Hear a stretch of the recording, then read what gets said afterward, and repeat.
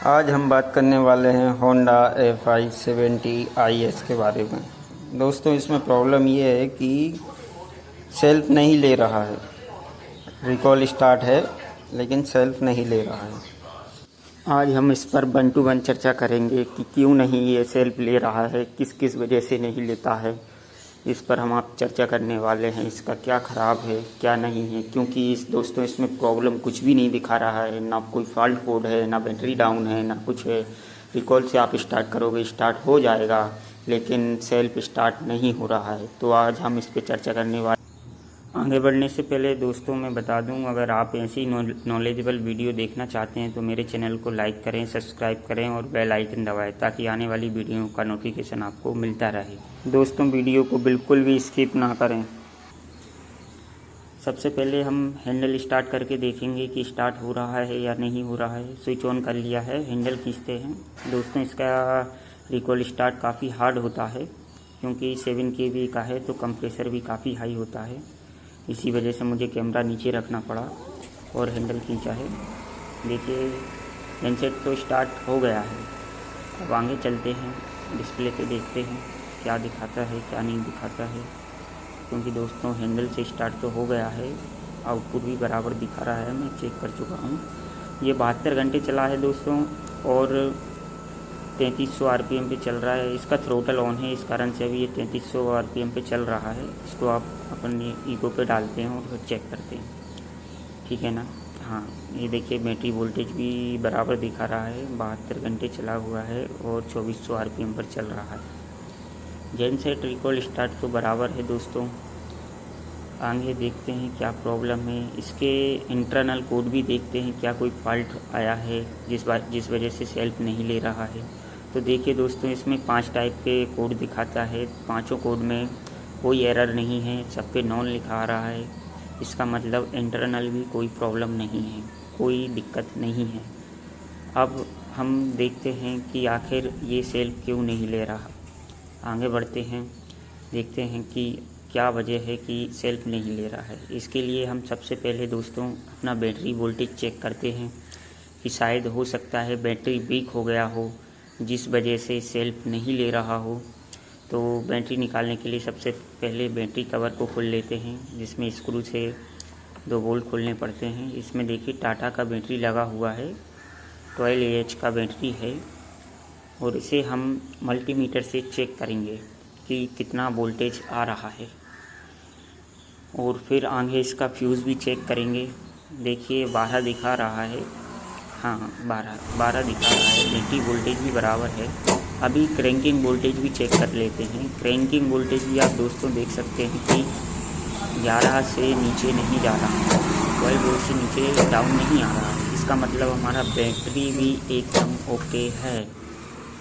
अभी सारा कुछ चेक करने के बाद, सारे सेंसर चेक करने के बाद मैं इस नतीजे पर पहुंचा हूं कि मुझे इसका पंप और चेक करना चाहिए। दोस्तों, इसके लिए हमें सबसे पहले 10 नंबर टामी से ये दोनों बोल्ट खोलने होंगे। 2 बोल्ट इधर हैं, 1 बोल्ट साइड में है। पंप का कवर खोल लेते हैं। ये काफ़ी डिफ़िकल्ट है क्योंकि ये देखिए ये है, अपने 2 बोल्ट लगे हुए हैं। पहला बोल्ट खोल लिए हैं, दूसरा बोल्ट भी खोल लेते हैं।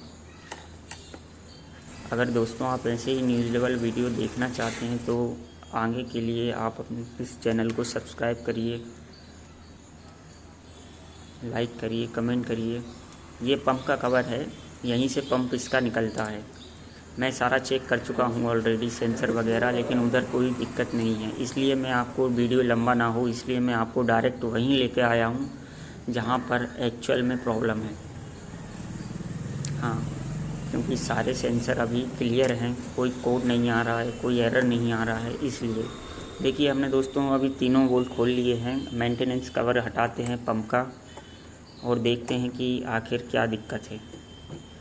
ये देखिए दोस्तों, कवर निकाल लिया है। ये पंप लगा हुआ है, इसमें आप देख पा रहे हो तो अभी देखते हैं, चेक करते हैं।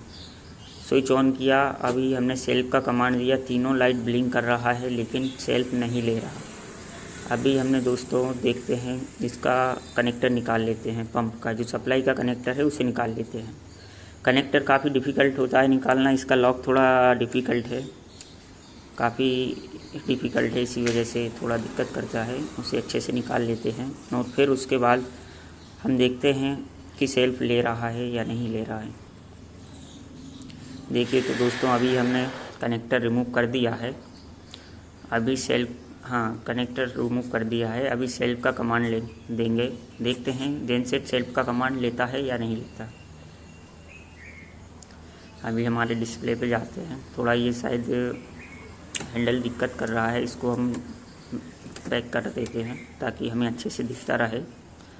और अभी हम सेल्फ का कमांड देते हैं। देखिए दोस्तों, अभी हमने सेल्फ का कमांड दिया तो जेनसेट बराबर क्रैंकिंग कर रहा है, सेल्फ ले रहा है, लेकिन स्टार्ट नहीं हो रहा क्योंकि हमने पंप डिस्कनेक्ट कर दिया है।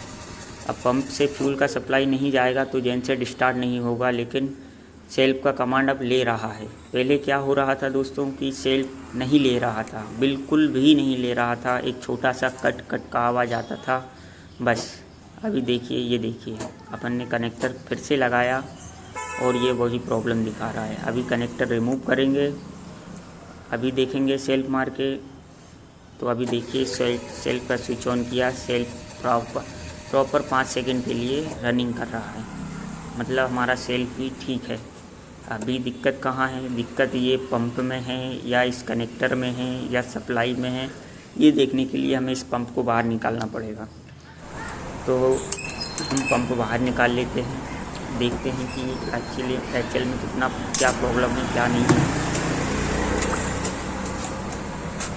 पंप खोलने के लिए दोस्तों 4 बोल्ट 10 नंबर के बोल्ट लगे हुए हैं ऊपर, और इसको सपोर्ट देने के लिए 2 पत्तियां भी लगी हुई हैं, उनको खोल लेते हैं, रिमूव कर लेते हैं, उसके बाद पंप निकालते हैं।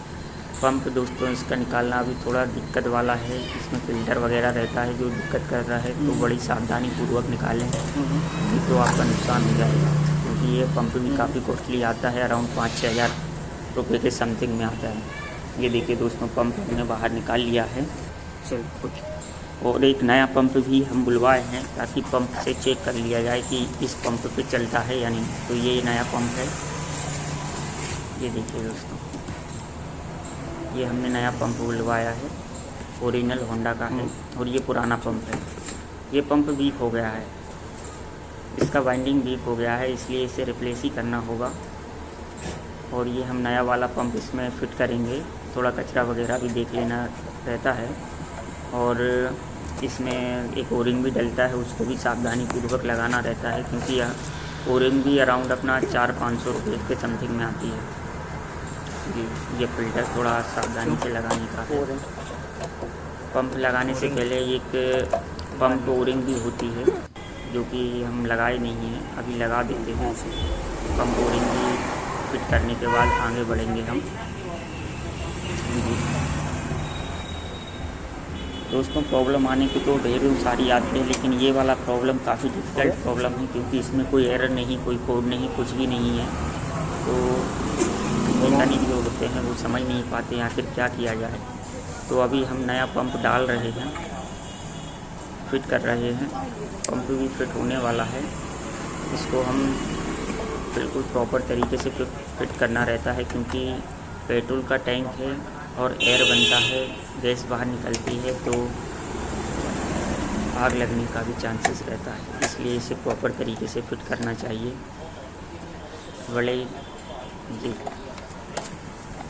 अभी देखिए इसका सपोर्टिंग पट्टी है जो वो भी लगा रहे हैं। 10 नंबर के जो चारों बोल्ट हैं वो लगाएंगे। ये अपना फ्यूल पाइपलाइन है, इसका भी सर क्लिप होता है, ये क्लिप भी लगा देते हैं।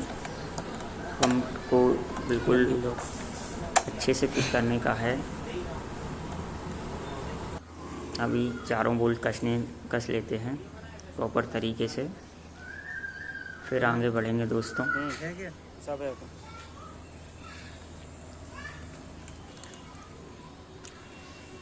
ओरिंग वगैरह आधा कटा पिटा ना रह जाए, ये भी ध्यान रखने का रहता है। इसमें बड़े आराम से आप करिएगा। और दोस्तों, मैं आपको बता दूं कि मैं आपको अपना कॉन्टैक्ट सपोर्ट भी आपको दे रहा हूं। अगर आपको किसी तरह की इस जेनसेट में या पेट्रोल इंजन में या किसी भी प्रकार के पोर्टेबल इंजन में आपको किसी भी प्रकार की अगर कोई प्रॉब्लम आती है, आप समझ नहीं पाते कि क्या हो रहा है, तो आप मुझे व्हाट्सएप के ज़रिए, फ़ोन के ज़रिए, कॉल के ज़रिए, सोशल मीडिया के ज़रिए मुझसे कनेक्ट कर सकते हैं। मैं अपने वीडियो के डिस्क्रिप्शन में अपना मोबाइल नंबर भी और सोशल मीडिया अकाउंट की लिंक भी दे रहा हूँ। आपको एनी टाइम कॉल कर सकते हैं आप और जान सकते हैं कि क्या प्रॉब्लम है। अभी देखिए दोस्तों, पंप फिट हो गया है और ये हमने सेल्फ दिया, सेल्फ भी बराबर ले रहा है। अभी देखिए प्रॉब्लम केवल पंप का था और पंप हमने रिप्लेस कर दिया, जेनसेट स्टार्ट भी हो गया और सेल्फ भी लिया।